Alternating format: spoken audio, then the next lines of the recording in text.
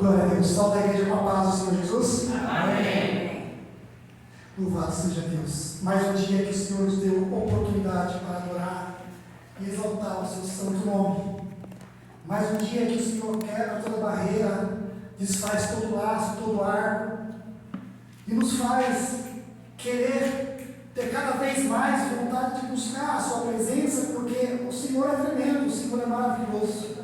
Amém? Abra vossos livros em 1 Reis.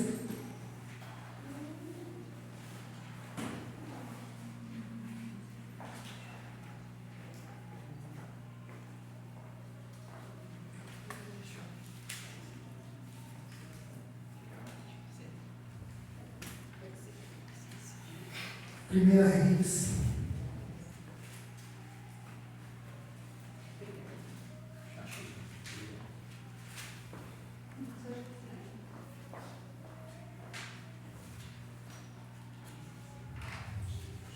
Louvado seja Deus.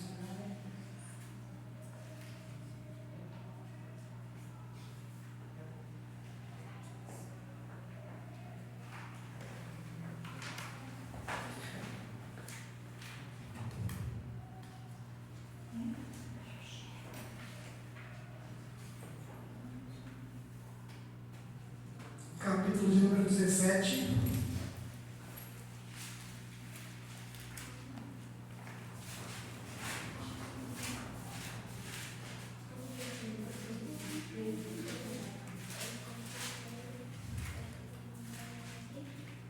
A partir do versículo número 7.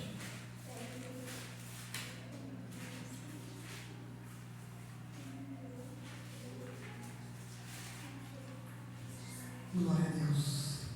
Amém, igreja? Amém. Que diz assim, meu título está A Viúva de Sarepta. E sucedeu depois de um tempo que o ribeiro secou, porque não tinha havido caído chuva na terra. E a palavra do Senhor veio até ele, dizendo: levanta-te, vai-te a Sarepta, a qual pertence a Sidom, e habita ali. Eis que tenho ordenado uma viúva que te sustente. Assim ele se levantou e se foi a Sarepta. E quando chegou ao portão da cidade, eis que a viúva estava lá juntando gravetos. E ele chamou e disse: retira para mim, rogo-te um pouco de água em um vaso, para que eu possa beber. E enquanto ela estava indo retirá-lo, ele a chamou e disse: traz-me, rogo-te, um bocado de pão em tua mão. E ela disse: vive o Senhor teu Deus, nenhum pão tenho, senão um punhado de farinha e uma barriga, um pouco de azeite e um cântaro. E eis que estou juntando 2 gravetos, para que eu possa entrar, prepará-lo para mim e para o meu filho, para que possamos disso comer e morrer.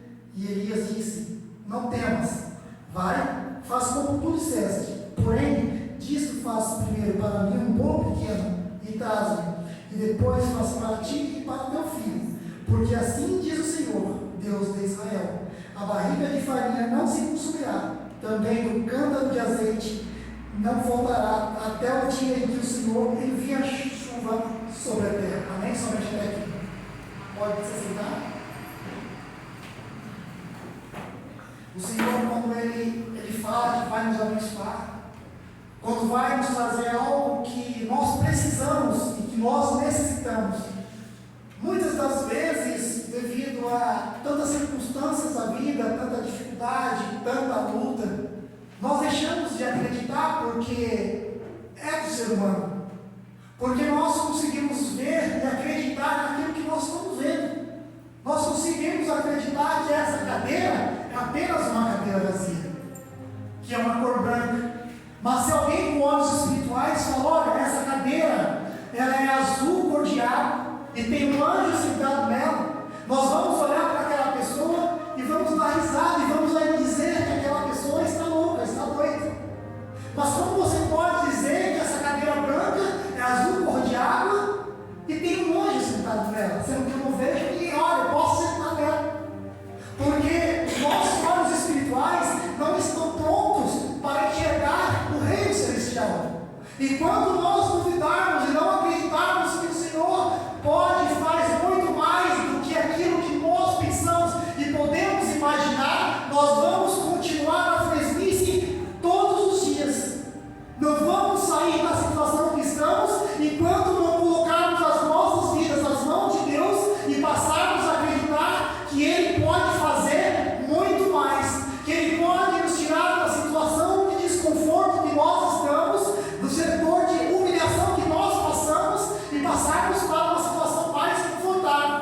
que os nossos agressores, as pessoas que nos oprimem, elas podem sim se converter, elas podem sim se arrepender, elas podem sim chegar a nós e dizer: olha, desculpa pelo mal que eu te causei, desculpa por toda afronta, por toda humilhação. Mas o que nós conseguimos ver é que as pessoas que nos humilham, que procuram o nosso mal, elas estão prontas todos os dias a fazer aquilo, porque é da índole do mal fazer o mal, e da índole do bem fazer o bem.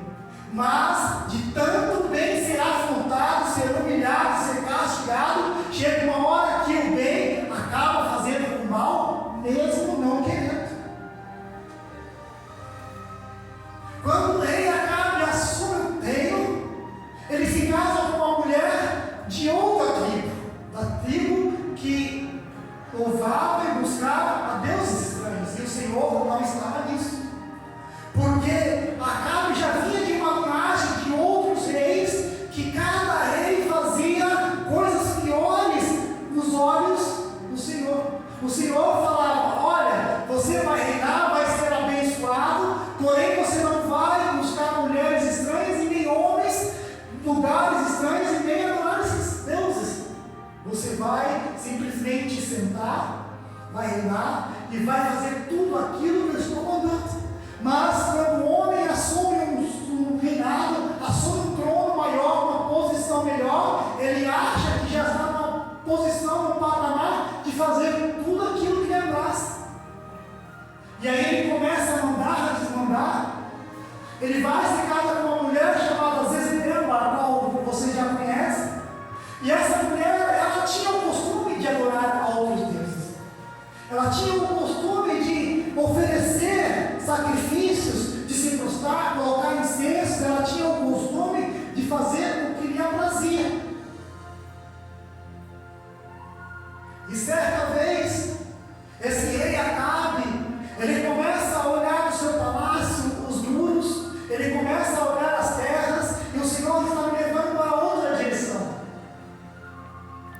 E aí ele começa a observar que diante disso, tinha do lado dele uma outra terra, que tinha uma vinha. Essa vinha estava próspera, estava bonita, e essa vinha fazia parte do muro, e ele se achava que fazia parte do castelo dele. E ele cresceu os olhos e simplesmente queria aquela vinha para ele. Ele chega para um homem naquela terra e diz: olha, dá-me a sua vinha, que eu te darei uma vinha maior e melhor, até a quantidade de dinheiro, se assim você quiser, dá-me o seu preço. Aquele homem simplesmente olha para ele e diz: olha, eu não tenho interesse de vender a minha vinha, eu não tenho interesse em vender a minha terra, porque é herança dos meus pais. Olha que quando o Senhor nos dá algo, coloca algo na nossa mão para cuidar, Ele diz: olha, pega e cuida.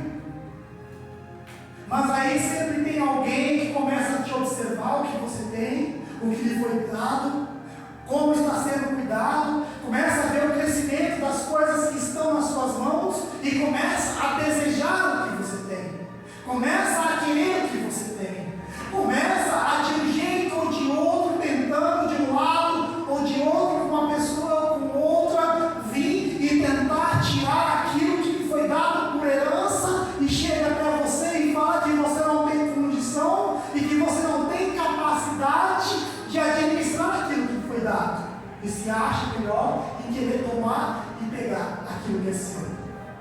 Isso passa em todas as áreas da nossa vida, seja dentro de casa, seja no trabalho, seja dentro de uma igreja, seja em qualquer circunstância da sua vida, de um comércio que você esteja fazendo, as pessoas começam a observar a maneira que você está cuidando, a maneira que você está sendo tratado, a maneira que as coisas estão crescendo, e começa a querer aquilo que é seu. Muitas vezes nós estamos dentro de um casamento próspero, de um casamento feliz, estamos dentro de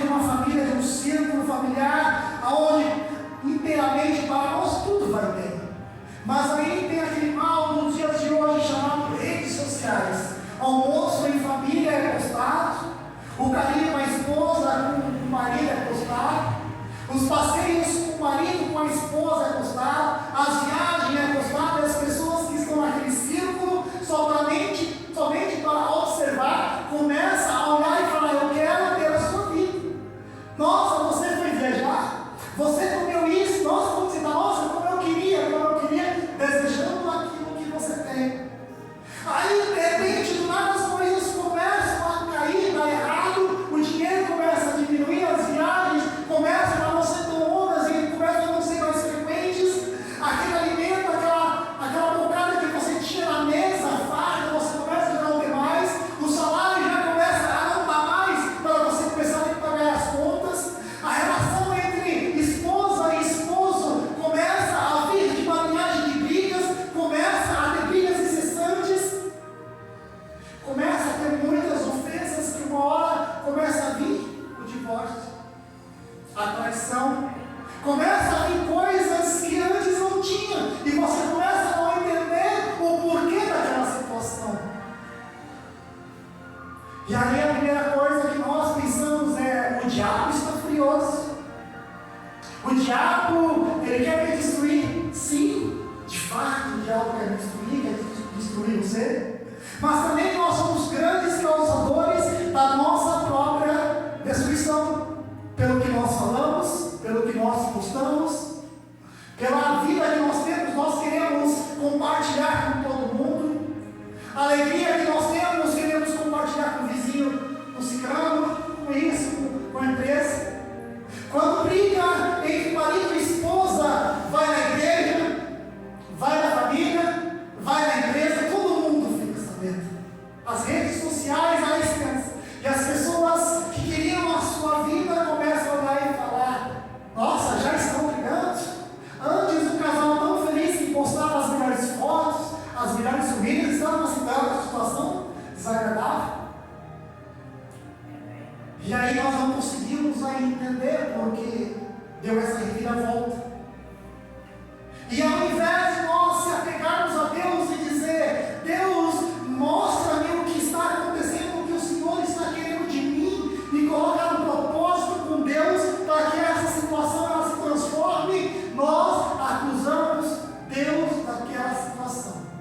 Ao invés de buscarmos a Deus, nós culpamos Deus pela decaída do casamento, pela decaída da perda salarial, decaída pelo salário, pelo serviço, decaída pelas acusações da família. Culpamos a Deus por tudo que acontece, mas não nos culpamos. Não nos culpamos porque deixamos de orar, deixamos de vigiar, deixamos de buscar a Deus. Nós não nos culpamos porque a nossa língua é maior do que os nossos olhos, do que a nossa vontade. Porque muitas vezes nós falamos o que a boca, o que o coração está cheio, aí escutamos tudo. Não conseguimos guardar certas acusações, certas palavras, dobrar os joelhos e dizer: Senhor, está nas suas mãos, o Senhor trata. Acabe chega para aquele homem e diz: dá, minha filha. E ele diz: não vou dar a minha herança, porque a herança do meu pai. Nota-se que Acabe, ele tinha já observado que aquela vinha estava bonita. Por que ele não pediu aquela vinha, não quis comprar aquela vinha, quando aquela vinha estava no começo, não tinha frutos, não estava grande? Mas de repente ele quis aquela vinha porque ela estava grande, com frutos e bonita. Ninguém quer um casamento destruído. Ninguém quer um emprego que dá um salário mínimo, um salário que você não consegue nem pagar as suas contas. Ninguém quer acordar cedo e chegar tarde em casa, ninguém quer fazer hora extra no final de semana para ter uma vida melhor, porque o salário é pouco.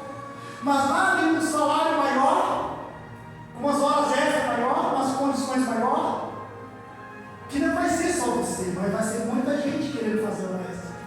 Dá uma condição financeira melhor, você vai ver que a primeira coisa vai ser de carro.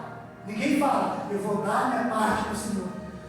O primeiro salário desse aumento vai ser para o Senhor. O dízimo vai ser maior. Ninguém fala isso. Eu vou trocar de carro.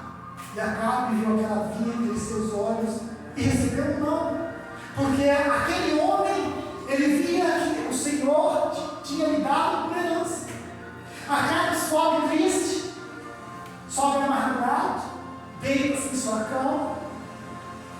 vira, não come pão, não bebe água. Chega a sua esposa e diz: o que foi? Por que está com a alma amargurada? Ou seja, ele não tinha motivo para isso, aquilo não lhe pertencia, mas ele queria tanto que a alma ficou amargurada.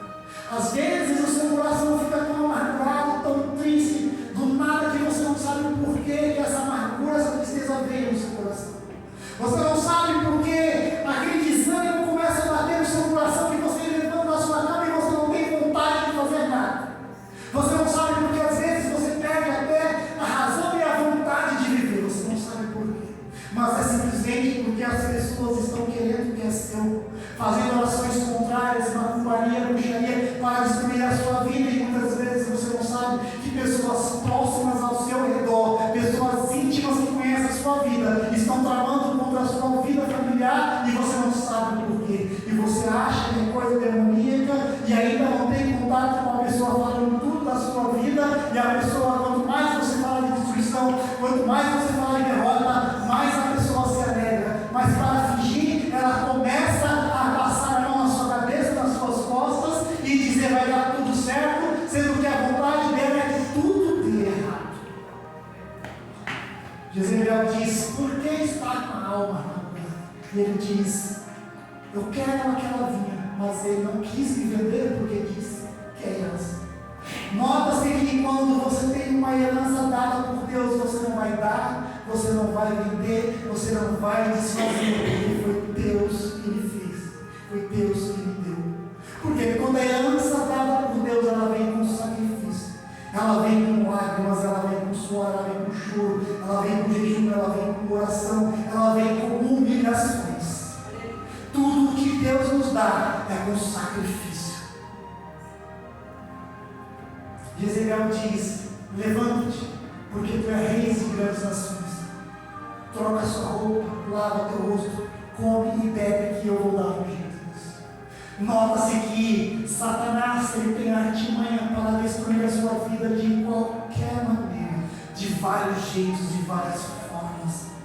Satanás tem artimanhas para acabar com a sua vida familiar, com a sua vida profissional, com a sua vida espiritual, de tudo quanto é jeito. Mas você tem apenas uma arma, que é a arma da oração e do jejum. Ela pega o anel dele, escreve uma carta.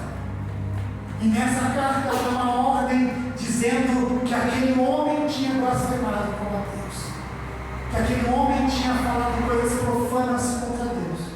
Ela sela aquela carta, coloca no anel do rei e manda enviar para arrumar duas testemunhas falsas contra aquele homem. Quando Satanás quer destruir a sua vida, ele arruma a testemunha de um jeito ou de outro, porque ele quer destruir a sua vida. Você pode estar certo, pode estar correto, mas quando querem destruir a sua vida, eles não pensam duas vezes. Quando eles querem as suas coisas, eles não pensam duas vezes. Quando eles querem ver a sua derrota, não pensam duas vezes, porque Satanás ele é ardiloso. Aquela carta chega até os homens, eles arrumam testemunha falsa, pega aquele homem de Deus e o leva para fora para apedrejar até a morte.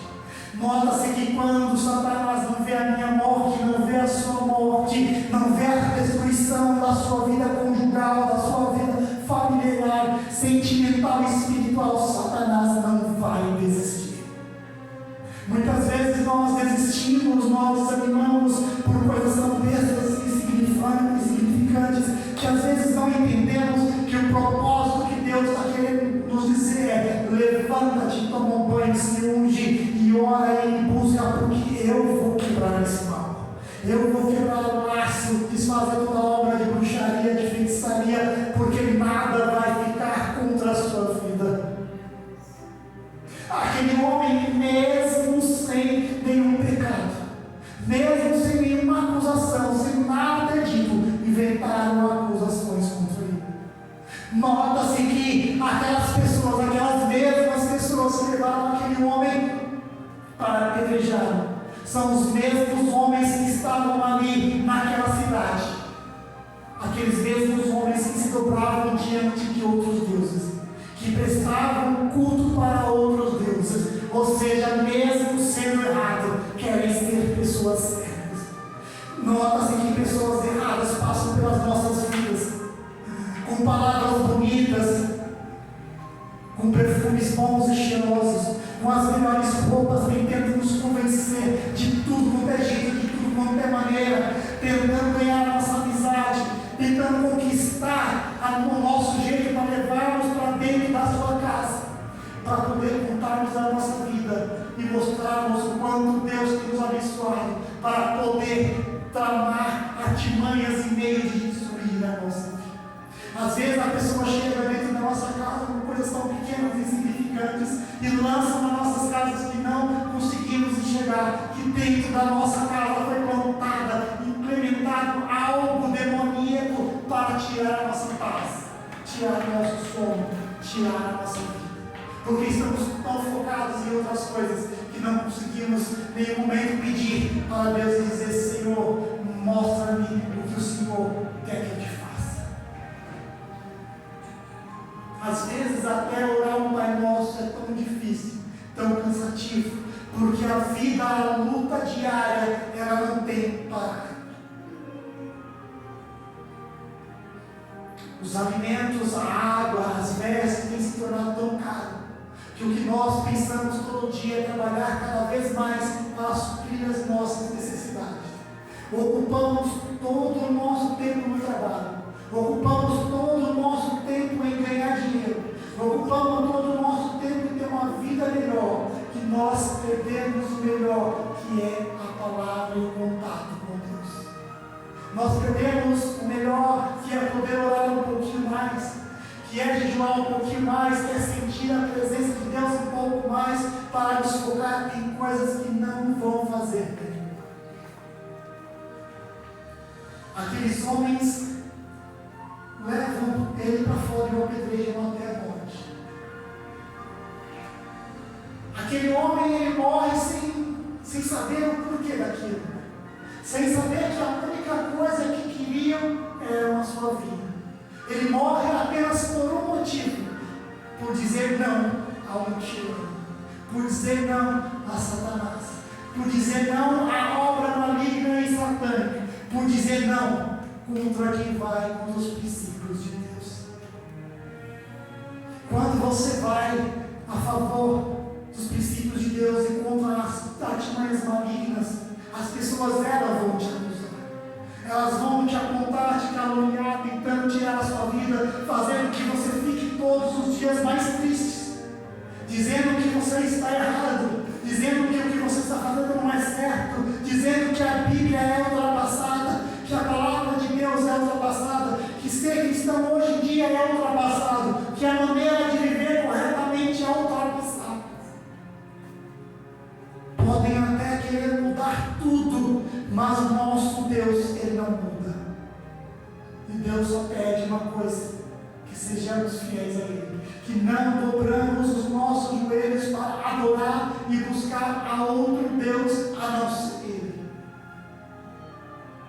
Quando Davi se deitou com uma mulher casada e ainda mandou matar o seu esposo e que engravidou aquela mulher, Deus o perdoou. Veio a cobrança.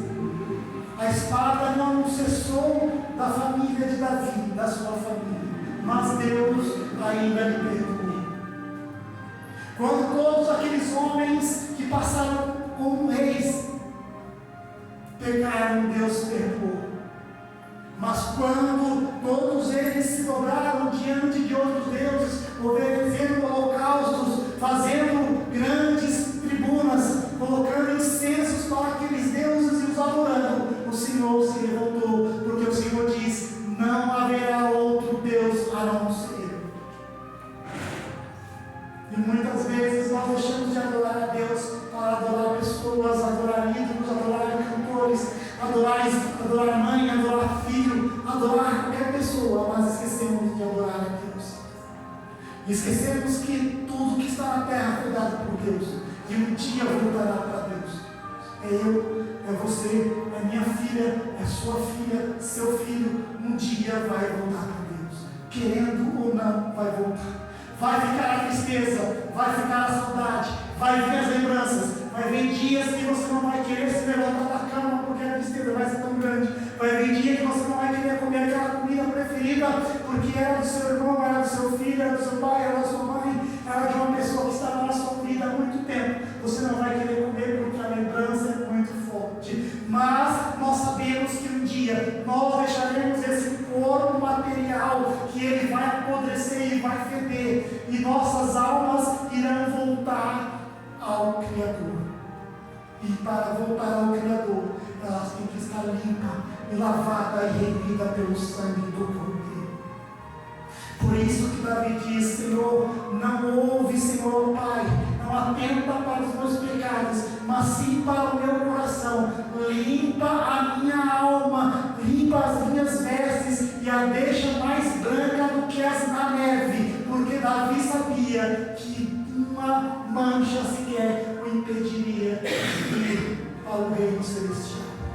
Davi contou aquele povo onde veio a espada do Senhor e matou muitas pessoas, mas mesmo assim Deus o perdoou.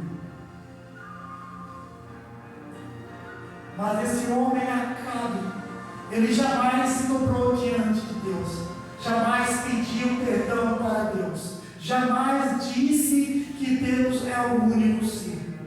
Até que um homem chega até ele e diz: Acabe, não haverá chuva, não haverá orvalho sobre essa terra, enquanto não for por minha palavra. E saiu.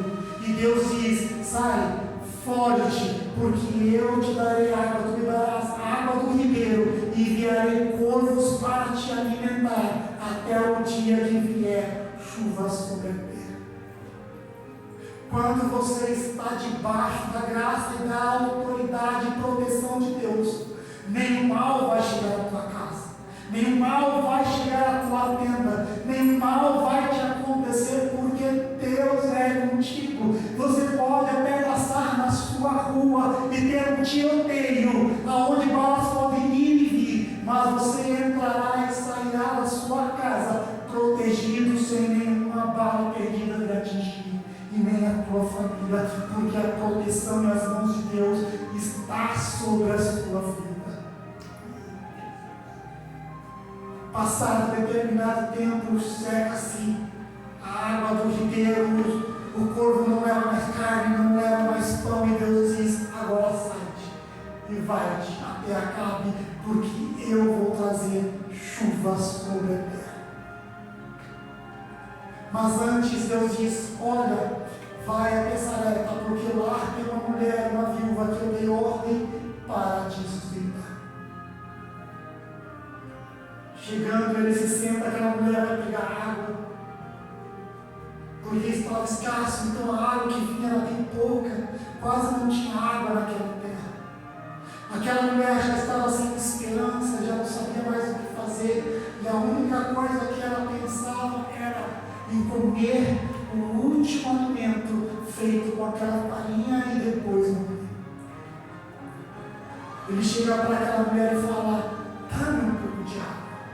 Aquela mulher leva água. Quando ela vai se retirando, ele fala: ei, volta aqui, traz para mim um alimento para que eu possa comer. De repente, aquela mulher ali remorrada deve ter pensado: mas como ele é folgado, ele pediu água, ele embora aquela coisa para comer, não vê que não tem alimento, mas é folgado, está achando que eu sou empregado. Mas ela chega e diz: Senhor, vive o Senhor, mas eu só tenho um pouco de farinha e um pouco de azeite. Vou fazer um bolo para mim e para meu filho, depois vamos morrer. Ela tinha certeza que ela ia morrer, sabe por quê? Porque ela não estava mais vivendo pela fé. Sabe por que ela não estava mais vivendo pela fé? Porque não tinha mais alimento, não tinha mais água, não tinha mais chuva, não tinha mais nada, não tinha mais esperança. Uma terra produtiva que necessita de água, se não chove, ela fica uma terra improdutiva, não nasce fora. Os animais que se alimentam ali começam a morrer. E ele diz: a farinha da botija não vai se acabar, e nem o azeite, mas antes vai, faz um bolo pequeno para mim. Depois você